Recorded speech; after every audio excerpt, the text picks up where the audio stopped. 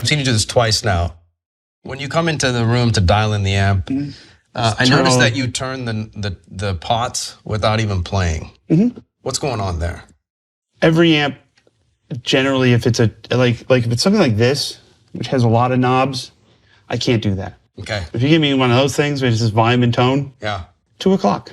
Start at 2 o'clock and everything. Because I've noticed you're moving, and I can hear like the white noise and stuff kind of go in and out. Like, are you listening for this? I listen for the hiss. Okay. You listen for the hump of the amp.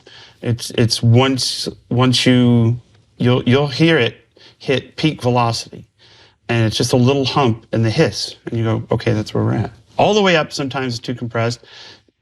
3 or 4, sometimes it's too anemic, or it's not really, the amp's not doing anything.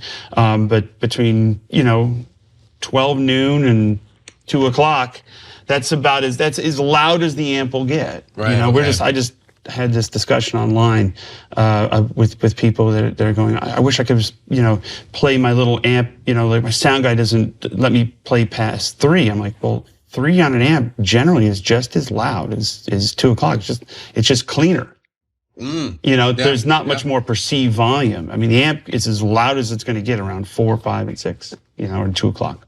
We might be saving the ears of many music stores across America by just turning pots now before we plug into a guitar. You might have saved ears across America. Right? I don't believe in that. I think in-ear monitors do more damage to ears than actually just cranking the amp and being away from it. Because it's just like having all you can't get out of it. It's just directly to the eardrum. And I also think a guitar amp sounds better if it's working and breathing, not if it's super low and the PA is doing the work. Now the PA has to do some of the work because you can't be like, Blue Cheer. And sure. Or, not everybody could be, Angus Young and use 9 full stacks all the way up. Yeah. That's because they play stadiums and that's what they've always done. Right. But you want to pick an amp that's good for your situation, and also the amp that you bring has to be relative to the power of your drummer. This is true. If you have a really powerful, hard-hitting drummer, a small amp's just gonna get lost. You're like, I can't hear my guitar. I'm so glad you brought that up. Because the snare drum's killing it. So if you have a situation where you have a hard-hitting, like Jason Bonham-esque type of drummer, or the guy ain't gonna do it. Guy plays with me, Lamar Carter is wonderful. He hits hard. Yes. I'm like, you got it, like the balance of the band. Yes, man. And you're just gonna run out of power and headroom.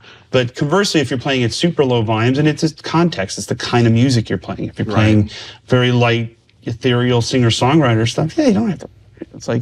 You don't have to crank. No. But if you're playing rock and roll, and you have a band that's bass player and keyboards and a drummer that likes to hit, you're gonna run out of horsepower real quick.